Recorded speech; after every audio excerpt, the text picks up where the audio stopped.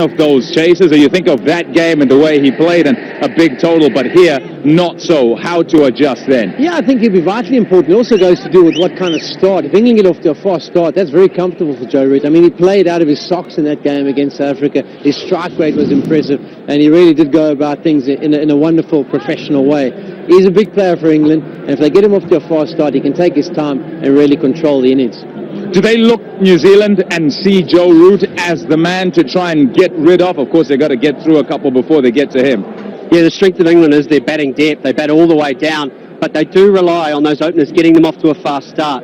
If they can pick up a couple early, and it doesn't matter what score you get, if you pick up a couple early, anything's defendable.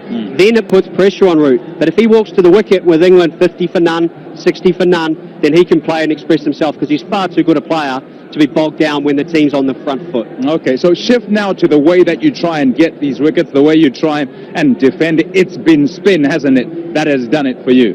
Yeah, it has. And listen to Colin Munro at the interval at half-time. You know, he mentioned that as the ball gets older, that's when it becomes harder and it sits in the wicket. Each Sodhi's going to play a part. Lots of brilliant googlies against Bangladesh who are used to playing spin. It's got such a role, big role to play. We've spoken about the captaincy of Kane Williamson. How much will it be tested here with a score that we feel, what is it, 15, maybe 20 runs short of where they'd like, and where perhaps we'd say he's about par? Yeah, I think 170, 175 would have been par. He's going to have to really manage his troops well, and I think the key too will be to get his spinners on once England have lost some wickets, because that'll give someone like Sodhi an opportunity to show a bit of variation, to be able to make the English a bit unaware of what's going on. How he starts off, I think, will be key. Maybe Scotty would have an idea of how he looked to start. Yeah, well, one thing that Kane Williamson has done on his captaincy, it doesn't matter if the bowlers take wickets, he's quick to almost hook them out of the attack. So Ish Sodhi won't bowl 3 or 4 in a row. It's just 1 over spells, at the very most 2 over spells. He keeps mixing and matching. Due? Nothing. At the moment? Yeah, no, you can have a look. There's absolutely nothing.